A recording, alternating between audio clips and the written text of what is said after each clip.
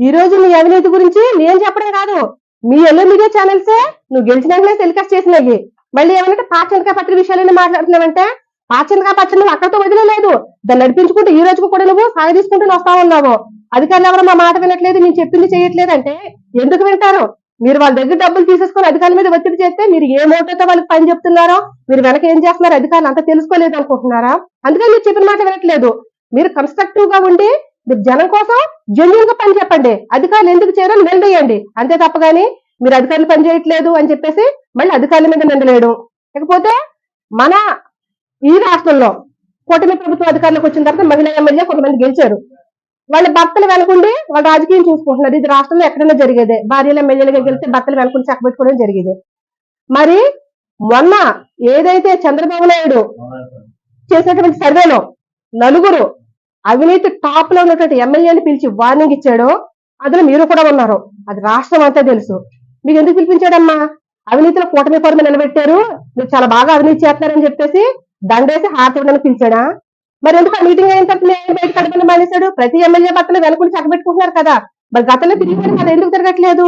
అంటే అక్కడ ఏం జరిగింది, ఏం కోటింగ్ ఇచ్చారనేది మీకు తెలుసు, మాకు తెలుసు. ఇది నేను చెప్పడం కాదు, నీ సర్వే రిపోర్ట్ చెప్తా ఉంది. నువ్వు వెళ్ళి ఒకసారి సర్వే రిపోర్ట్ తెచ్చుకొని నీ రిపోర్ట్ నువ్వు ఒకసారి చూసుకుంటే నువ్వు ఎంత కరప్షన్ చేస్తున్నావు అనేది నీకు తెలుస్తుంది. నీ కరప్షన్ మొత్తం నేను నిరూపిస్తా. నువ్వు నా ఛాలెంజ్ స్వీకరించి నువ్వు వచ్చి కూర్చో, నువ్వు స్పీకర్ ఫార్మేట్ ద్వారా నేను ఖచ్చితంగా నేను నిరూపిస్తా. ఎందుకంటే ఇన్ని అబద్ధాలు, మా పంచాయతీ గురించి ఇన్ని అబద్ధాలు, ఇవన్నీ కూడా ఇన్ని అబద్ధాలు. నేను బోర్డు పోటీ తెచ్చేసానంటావు, ఏం చేసి ఏం చెప్పవు. ఖచ్చితంగా నేను చెప్తా ఉన్నాను, ఎవరో ఏదో చెప్పారని చెప్పేసి నువ్వు దానికి ఒక ఆధారం లేకుండా ఇష్టం వచ్చినట్లుగా మాట్లాడితే, నువ్వు అన్నావు కదా ఇష్టం వచ్చినట్టు మాట్లాడితే పళ్ళు రాలగొట్టాలని, నువ్వు ఇష్టం వచ్చినట్టు మాట్లాడితే నేను కూడా నీకు పళ్ళు రాలగొట్టగలను. కాబట్టి ఎవరైనా ఏదైనా చెప్పినప్పుడు అది నిజమో కాదో కొంచెం బుర్ర పెట్టి ఆలోచించు. తీర్థ బ్రెయిన్ వేసుకొని ఎవరేది చెప్తే అది మీడియా ముందుకు వచ్చి మాట్లాడుకో, తర్వాత చాలా సిగ్గుపడతావు. ఖచ్చితంగా నువ్వు ఏదైనా వింటే అది నిజమో కాదో చెక్ చేసుకో. ఈరోజు నాలుగు తలక్షణ ఏ మీటింగ్ పెట్టినా, ఏ ప్రెస్ మీట్ పెట్టినా కన్స్ట్రక్టివ్ గా మాట్లాడుతుంది, ఆధారాలు చూపించి మాట్లాడుతుంది.